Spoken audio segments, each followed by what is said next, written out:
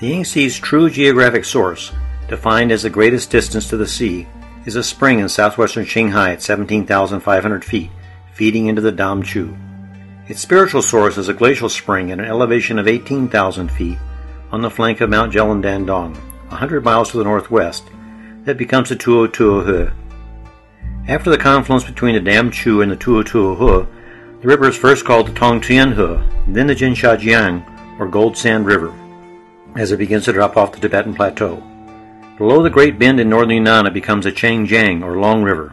It's a good name. The Yangtze is the third longest river on our planet, about 200 miles shorter than the Nile and Amazon and 200 miles longer than the Mississippi. It's the fourth largest river on our planet in terms of flow, averaging 1.2 million cubic feet per second, or CFS, at its mouth near Shanghai.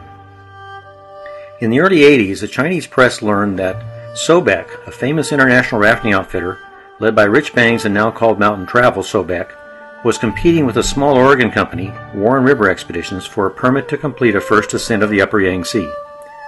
Yao Mao Shu, a photographer from Sichuan, had long dreamed of rafting the Yangtze from source to sea, and decided he had to beat the Americans to the first ascent. Starting in June 1985 at Lake Chimo, near the spiritual source on the flank of Mount Jelandandong, he made it through 500 miles of Class 2 to 3 gravel bar rapids before he drowned in the first major rapids below Yushu. The Chinese originally demanded a $1 million permit fee for the first ascent, based on the high fees they've been able to get for Mount Everest climbing expeditions. In 1986, Warren managed to convince them to accept $500,000 paid by Mutual of Omaha. As part of the deal, Warren brought 3 young Chinese men to Oregon for 3 months to teach them to row, then included them as guides and renamed his expedition the Sino-American Yangtze Expedition. Mutual of Omaha eventually made a 2-hour film of the expedition to kick off their new TV program, Spirit of Adventure.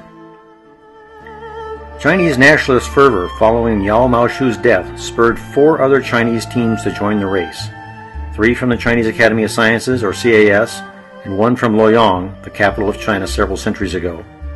2 CAS groups began at Lake Chimo, and the other one began at the geographic source on the Damchu. The Luoyang group also put in at Lake Chimo. The Chinese teams began rafting the Yangtze about a month before the Warren expedition. It's a well-known fact among river runners that rivers in flood are far more dangerous than they are at low to mid-level water flows, so first ascents should never be run in flood. However, in the spring and fall, when the lower stretches are most likely to be safely runnable, the river at the source is too low to float. To avoid the cost of running the headwaters at high water in July and returning in October to run the rest of the river, Warren chose to follow the summer flood down the river. The result was a disaster. The Chinese teams had virtually no rafting experience, so they didn't have a clue that they shouldn't be running a first ascent in flood. They were also paddling small life rafts, which flipped easily in the huge rapids, and eventually resorted to an uncontrollable rubber ball that sometimes got stuck in huge holes, damaging the craft and drowning the inhabitants. Chinese teams even ran this craft through the Class 6 rapids of Tiger Leaping Gorge, not knowing that an experienced boater would never consider running rapids at flows of 100,000 CFS with gradients as high as 50 feet per mile. The Chinese did beat the Warren expedition to a first ascent of the upper 1,200 miles of river, but at a high cost. 9 more drowned before the race ended with success of the CAS team. Although no one on the Warren team drowned, their photographer David Chippy died of pneumonia associated with high-altitude sickness. The team suffered a mutiny about 700 miles from the source, resulting in the loss of most of their experienced oarsmen. Everyone finally hiked out another 100 miles downstream at the beginning of a huge rapid near the border between Tibet and Yunnan. As a result of the disastrous race to raft the Yangtze, it has a reputation of a killer river. The 500-mile stretch from Deje to the end of Tiger Leaping Gorge and the Great Bend hasn't been run since 1986. Today, Tiger Leaping Gorge has become a famous tourist trap. In 1987, the Chinese gave Sobek a permit to raft a section of the Great Bend below Tiger Leaping Gorge, where the river returns to its moderate gradient of about 15 feet per mile, and has some spectacular rapids that can be safely run at low water. The Chinese had run all but 30 miles of this stretch at high water in August 1986. The river flows around the 18,000-foot Jade Dragon Mountains near the famous resort town of Lijiang. Sobek wisely waited until October when the flow was about 50,000 CFS.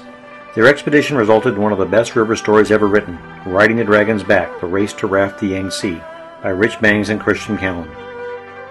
In 1995, Earth River expeditions attempted a first ascent of about 100 miles of the Shuiluo River, which joins the Yangtze at the top of the Great Bend. The team of 18 rafters and kayakers included Zhang Jiwei from Warren's 1986 expedition. The expedition was led by Eric Hertz, whose concern for safety wisely led them to abort the expedition a few days before reaching the Yangtze and before losing any lives. The river's gradient averaged 75 feet per mile, a bit high for the 3,000 CFS they encountered. Kayaks managed to provide support for flipped rafts, but some stretchers were so dangerous that they had to make numerous very difficult portages and were lucky to make 2 miles a day. The 80-mile stretch from the footbridge where Earth River boarded their expedition to the confluence with the Yangtze was run in January 2005 by a team of expert kayakers, which included Jed Weingarten, Willie Kern, Polk Dieters, Travis Wynn, Dunbar Hardy, and Land Heflin. Some stretches of other major tributaries to the Yangtze in western China, such as Yalong, Dadu, and Min rivers, have been run in recent years. Chinese are building several large dams on the Yangtze in the Great Bend. Liyuan and Ahai dams are under construction, Jinganjiao is nearly completed, and 3 other dams are in the planning stages. If constructed, the Longpang Dam near Shigu at the first bend of the Yangtze, located just upstream from Tiger Leaping Gorge, will produce as much hydropower as the Three Gorges Dam 500 miles downstream. As a result, by 2010, the only non-reservoir section of the Yangtze in the Great Bend will be the spectacular but unrunnable Tiger Leaping Gorge. In 2008, 2 large earthquakes devastated China east and northeast of the Great Bend area. The largest was northwest of Chengdu, and the other was near the Ertan Dam, which is located at the confluence of the Yalong and Yangtze. In other areas of the world, the weight of reservoirs and the lubrication of faults by the reservoir has been shown to cause earthquakes. One can only hope that the construction of multiple large dams on the Yangtze won't contribute to additional devastating earthquakes in this highly seismic area.